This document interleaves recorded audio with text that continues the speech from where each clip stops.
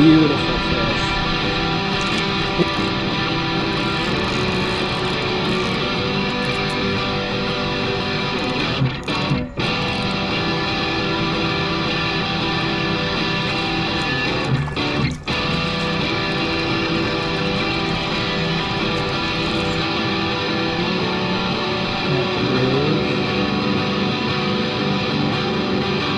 Looking to see if we have anything holding. It's extremely clear.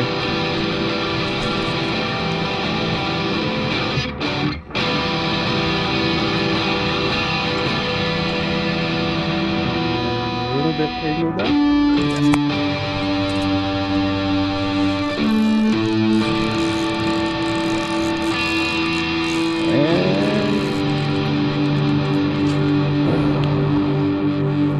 Healthy brown. There you are, big boy. I got you again. Ha ha ha ha.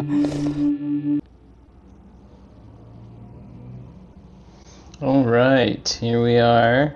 We got some little upgrades that we're going to be doing today on the channel.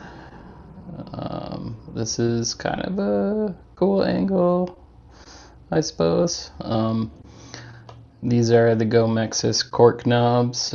Huge fan of cork. Was trying to find something in the pill shape, similar to like Daiwa or even kind of what the stock is here, but if you've been searching for aftermarket knobs, you know that everything is ridiculously overpriced. And when I have time, eventually I'll probably make my own wooden knobs. But until now, I found these. I already did the bass setup today, swapped them out for these, and they're a little bit bigger than I would have liked, but it's not terrible, and they're comparable to what's on there. These are both kind of big, so I think it'll be all right.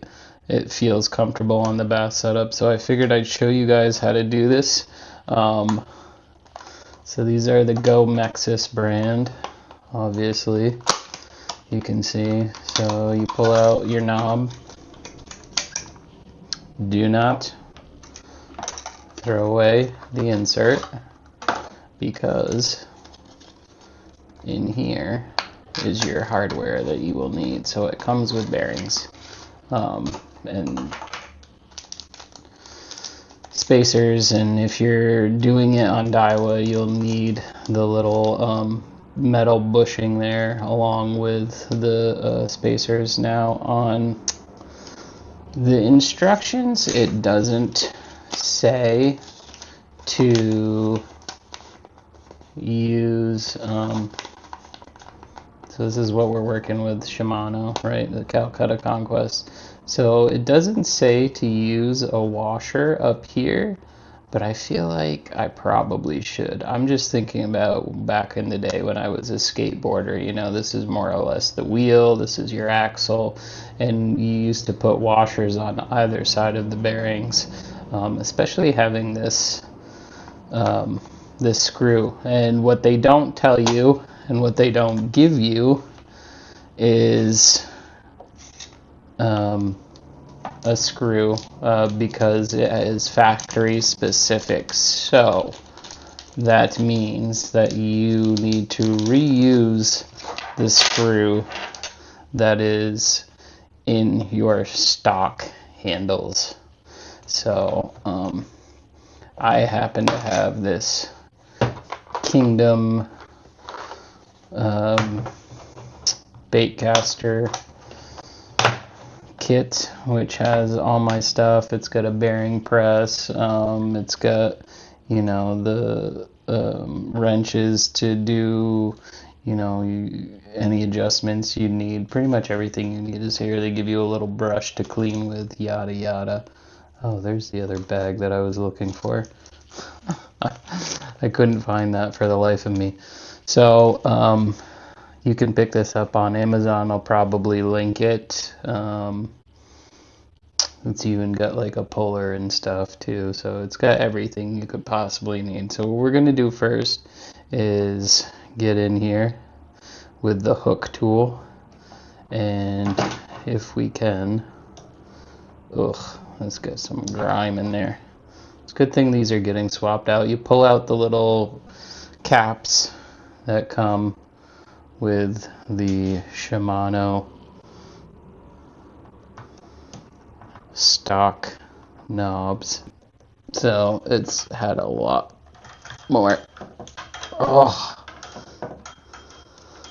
lot more use from the previous owner than the newer one that I just ordered. The other one I've ordered has only been in use for like a week and a half, 2 weeks, the open water setup. But anyhow, so you'll want to tap out your screw. Keep this in a safe place because you will need that. And that's what your shaft looks like exposed. Oh, wow. So unnecessary to over torque things. I don't understand why people do that. It really makes for a rough time. So I'm glad I'm doing this, I guess. Seems like it needed it. So you can see your stock bearings in the knob there on either side. You don't need those because GoMexus has conveniently given us one. So what you'll want to do is, I don't know, some people like to leave the plastic on their cork. Those people are weird. And whenever I see people using new gear with the plastic still on the cork, I cringe a little bit. Like, you're not getting the feel, you're not using it really for its intended purposes. Like, you might as well just have stuck with plastic if that's your thing. Or I guess if you're planning on flipping it, maybe that makes sense. Wow, this one's being a lot more difficult than the last. GoMexus, if you're watching this, please start perforating these. This is absolutely ridiculous. There's no need for that to be that difficult. Anyhow, so you get your little tool, you take off the top, right? You'll put a bearing in there and a bearing down there. And another little gripe from doing this before that I have is that the bearing seating for these, I wish there was plastic in there or something that was a little bit better fitting, because I feel like the bottom bearing just kind of, it just is there. I don't really know a better way to put that. I just wish it sat better in the knob. Like when you take off this Daiwa knob, the bearings are still in the knob. That doesn't happen with the GoMexus. Maybe eventually in time it'll settle in and be a little bit better seated, but from doing the prior Conquest, there's your little bearings there. You got your knob. And because I'm doing Shimano, I don't need the bushing, but I think on this setup I will do 2 washers, not just 1. Personal preference, the instructions say you only need 1 washer, but I will be using 2. So, first things first, get your washer on there.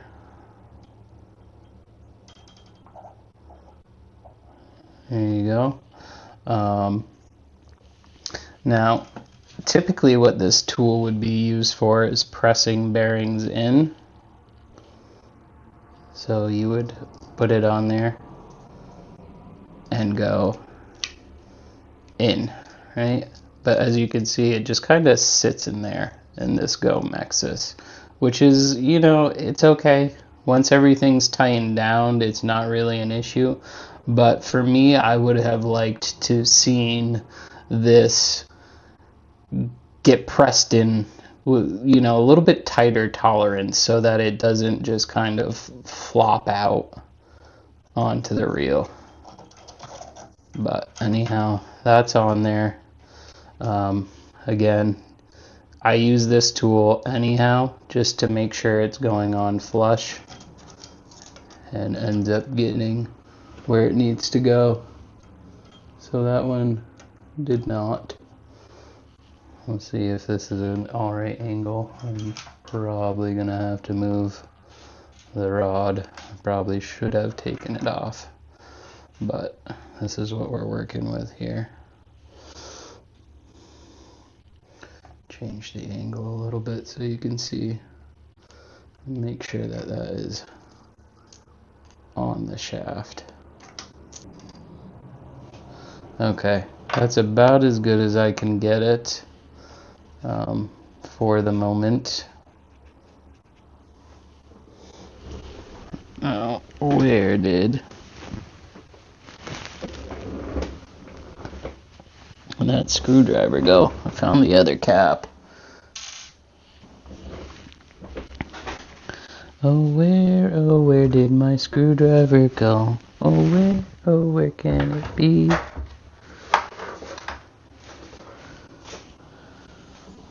Are you kidding me? Oh, wow. That rolled quite a ways. Okay, so what I like to do is put this on first and then kind of make sure it gets in there ever so gingerly. And we made it. Good. The first smooth thing that went right here.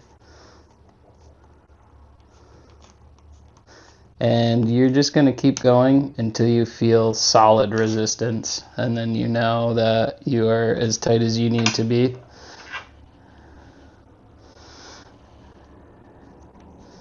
You go ahead and same here.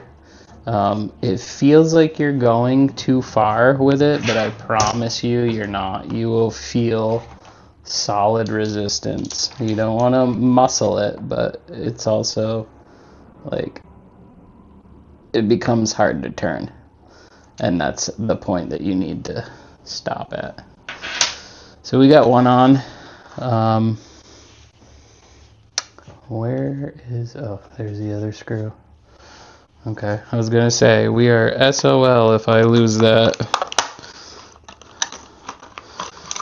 That's the one thing about getting knobs that are kind of universal that'll work with Daiwa or Shimano, because there isn't a standardization with that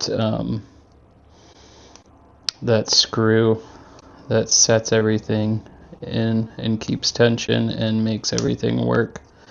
I should have done a spin test for you with these knobs. These are miles better. I mean, butter smooth.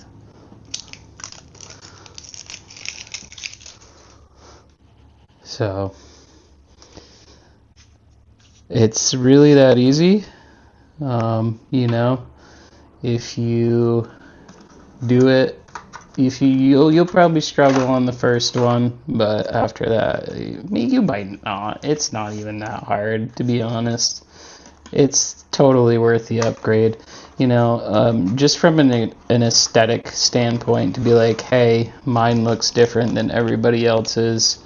I've also noticed that in warm weather, these get kind of mushy and they feel not the best. And I've heard of guys complaining of like TPU melt. I don't know if that is something that the rest of us anglers are familiar with, but eventually what happens is the oils in your fingers, commingle with the rubber, and they soften it, and they can soften it to the point where it's not good to use. It doesn't feel good. It feels kind of mushy.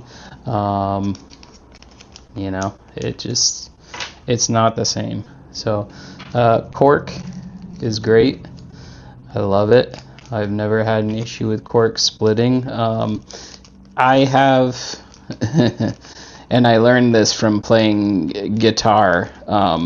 They call it acid fingers in the guitar world, but basically I have pretty oily hands. I won't say that they're slimy or greasy. Like if I shook your hand, you wouldn't be able to tell, but they do.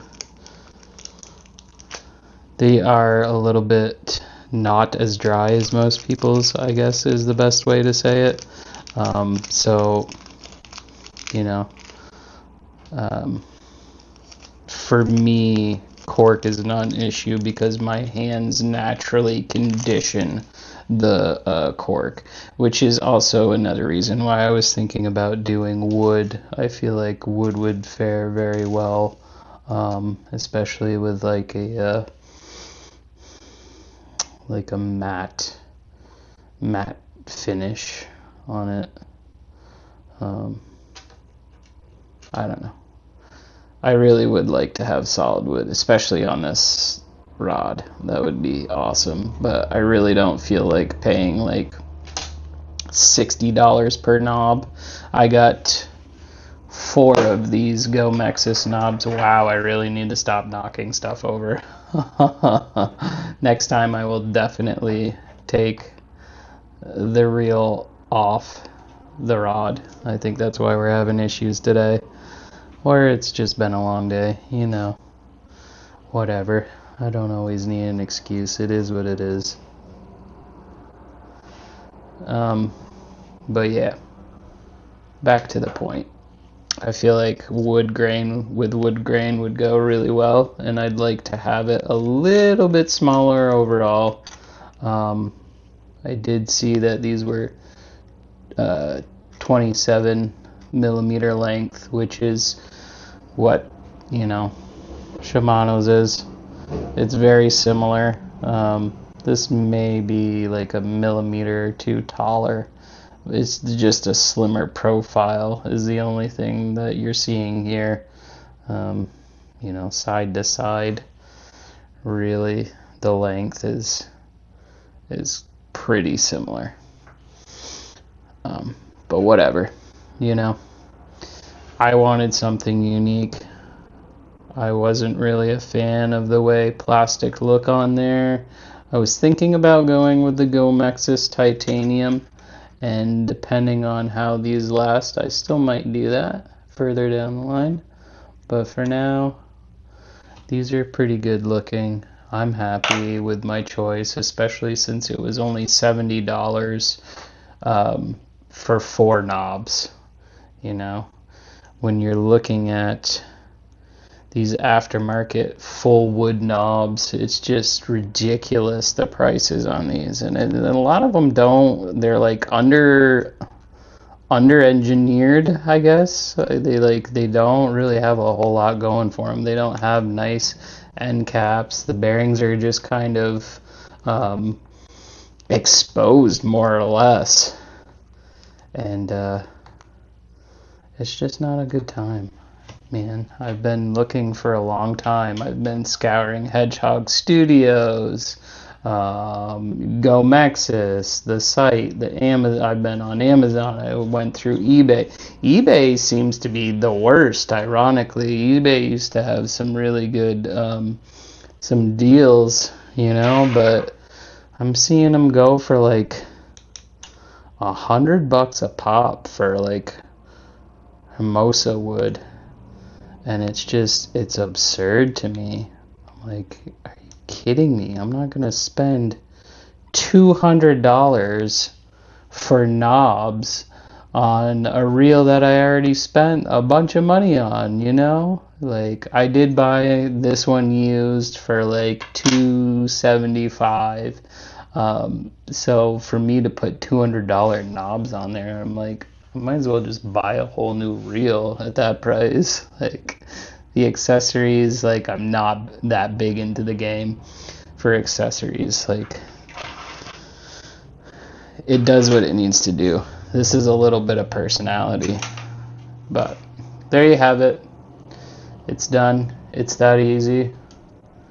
23 minutes it took to do that, more or less. If I wasn't fumbling around with filming and dropping things, I probably could have had it in under 20. But, you know, a simple small upgrade that you can do for comfort, for style. Those bearings are crazy good. This thing is going to feel even smoother than it already did. Look at that thing go. That is craziness. I'm going to condense down my parts, and that's pretty much it, guys. Thanks for sticking around, checking out the tutorial. I'm still looking to get some bigger bass. I'm almost done filming for the other video, my open water video. But I really would like to get something above like 10 or 12 inches. Because honestly, at the moment, I've been catching what I would consider kind of small, you know? It depends on who you are. If you're an avid angler, they're not very big. But to my son, they're massive, so, right? I'm still a hero in his eyes just because I can catch him. That's all that matters at the end of the day. That's the best part about having children, if we're being honest, is that, you know, no matter what you do, at the end of the day, you're somebody's hero. So, as long as I can keep fishing and catch better fish than him, we're good. Alright. Like I said, I think that's gonna do it for this one. And, yeah. Until the next one, guys. Toss the tiny stuff. Catch the big stuff. You dubs out.